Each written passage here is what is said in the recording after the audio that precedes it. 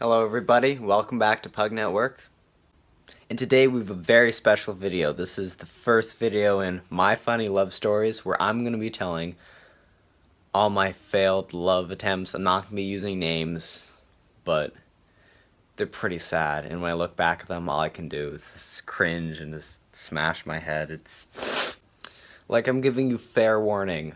This might actually give you a cringe attack and you will die. So just if you're hyper cringe affected, just don't watch this video. So this video took place, I would say, about 2 years ago. Not exactly 2 years, but close enough. I was 12 at the time and I went to Nike tennis camp. Those tennis camps are awesome, and I've gone for 4 years. And while I was there, I didn't know much about liking people. I still don't know much. I don't know what to do. When I see someone, I was just like, oh my god, she's pretty. You know, that she must be an amazing person too, obviously. So, I saw her. She was pretty. I was like, oh my god, I'm in total love with her. Whatever that meant at the time. I don't know then, I don't know now. But I found out when they were reading, I don't even know what they were doing, but I found out that she was 2 years older than me. I was like, so? It, I just ignored it. I was like, so she's 2 years older than me. Let's pretend that's not true. 2 years is basically 1 year, which is basically half a year, which is basically nothing. So she's basically the same age as me. Basically.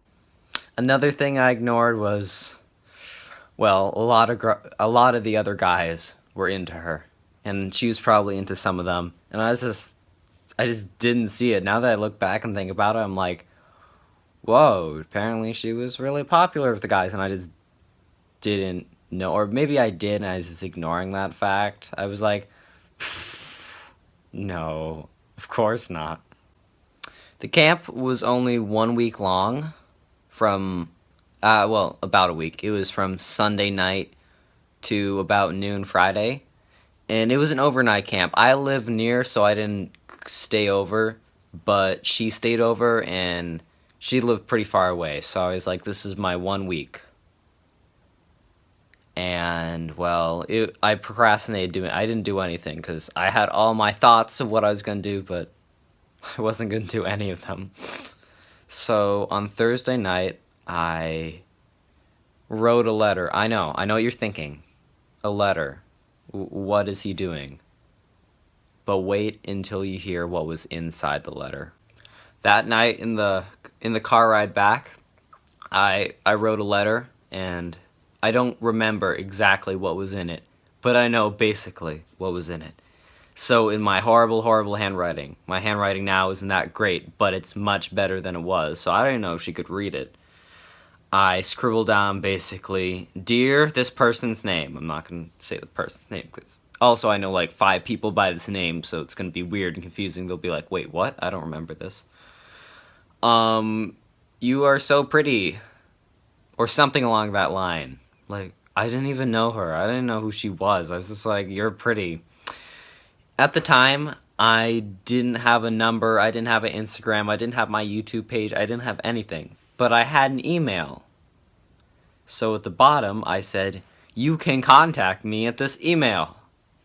I know. Like, honestly, I don't even know what I was thinking. An email. Who even uses an email? Like, honestly, if you're gonna, like, be like, oh, you don't give them an email? I die every time I think of that. An email. Even it would have been horrible with a number. But I gave her an email. And my email is embarrassing too. At the end of the letter, I basically said, I understand if you don't contact me back. Which at the time, I actually thought she was. As weird as that sounds, I thought she was gonna contact. Now that I think of it, I'm like, if I would have thought she was, now, she would have been stupid if she contacted back. It's like, what?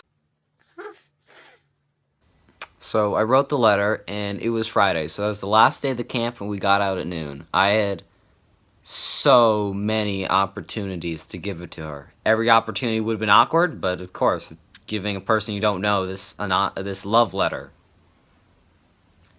But knowing me, I left it to the last minute. I left it actually so to the last minute that everyone was packing up their stuff to get ready to go. That's how late I left it. Like, it would have been bad either way, but I left it so late. So in the dorms, there's one set of stairs and one set of stairs back there. And I was waiting at the one set of stairs, waiting there, just like, oh, when she comes down, I'm just gonna give her the letter, and then Sonic dash away from my problems, like how everyone does it, right? So I was waiting there, maybe for like 10 minutes after the camp is done, and I was like, think to myself, maybe she left. That would have made things so much easier if she just left. I would have felt bad for a day and maybe a week. But later I would have been like, wow, that would have been really dumb if I gave it to her. But if that didn't happen, she was still there. So basically, I was waiting at the front set of stairs, and she came down with all of her bags and her parents and her brother in the other set of stairs. And I was just like waiting at the set of stairs like, and she walked right by me. I looked over and I was like, what? There's two stairs? She was walking to her car. She was 20 seconds away from her car. I stepped outside. I was just like, Connor, you have this one shot to do this. She's going away to like New York or some far state out of the way. Like, you have one shot to do this. And stupidly enough, I did. This was actually a moment that I'll probably always remember, because this is when I broke my kind of like staying in and like not showing anything to anyone. This was the time when I'm just like, let me do it, let me go. It's a little stupid and scary, but you know, I'll do it. Why not? I started power walking towards her, and she didn't notice, and she had a big bag. So I took the note. I didn't say a word to her. She never said a word to... I just put the note in there, and Sonic dashed away from my problems. So, and then I was just like...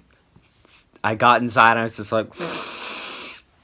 And I just like went to the bathroom and sat there for 10 minutes like, oh my god, what have I just done? What have I done? And so I came back. And I was like, all these like math problems like, oh, the probability that she'll respond to this day is this, and then it goes up, and then this and this. If I was actually good at math, I would realize that my probability was 0% chance of any day. But, you know, I figured that out the hard way. I would just like sit there sometimes, just like with my email box, scrolling the refresh, like, is it there? Okay, I'll just refresh again. New email, 10% off, like, I don't know, Nike shoes. I'm like, okay, I'll wait. And as I now expected, but back then I was like, what? She never responded, which is like, thank God, because she would have been like, oh, I'm sorry. And that would have probably broke me even worse if I knew that she was like, no, instead of like a possible yes that wasn't ever going to be. But at the time I didn't know. So I was like, I must have written my email down wrong. Oh no, I gotta contact her again. I know. I was just so set on please like me. I took all realism and just blew it out of the way. I'm like, nope, I'm not gonna focus on that. I obviously wrote the email down wrong. Which I could have written the email down wrong, but it didn't matter. So I composed another letter, this one being extra long and thick and stupid and taking song lyrics and like dorky references and incorrect math and everything. I'm like, sorry, with the first letter you couldn't get my email. And I was like contacting all these people who like kind of knew her or followed her on Instagram. I'm like, and I was about to get them to send her another letter when that's when I realized, what am I doing? Like, honestly, I was spending my summer composing, like, this letter, not the entire summer, but, like, a couple weeks I was just, like, waiting for an email in my inbox. I was like, oh, I must have got, like, this was dumb. And I finally figured out that it was dumb. And I was like, this is dumb. And I was sad for a little bit, but if you know me, I'll just get over a girl in like 5 seconds. I'm like, next one. But it wasn't all a loss. It broke my barrier between, this isn't always a good thing, between, it broke the barrier between me being like, no, let's not, let's wait, for me like, yeah, let's just do it.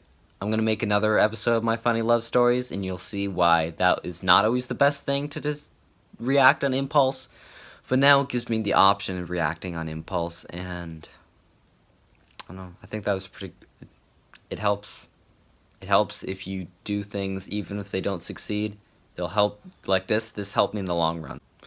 And that's the end of this story. Well, to an extent. I found her on Instagram and followed, and she said, "Okay." I don't think she knew who I was, but I was followed by some people that she knew, so I thought this was pretty cool to see her now. And that's it for that story. It was pretty funny and pretty cringy, and all the moments just make you want to die, but at the end, it turned out okay. And that's all that really matters. Well, I hope you enjoyed this video. Please comment down below if you've had a cringy love experience yourself. Please like this video, and see you in the next one.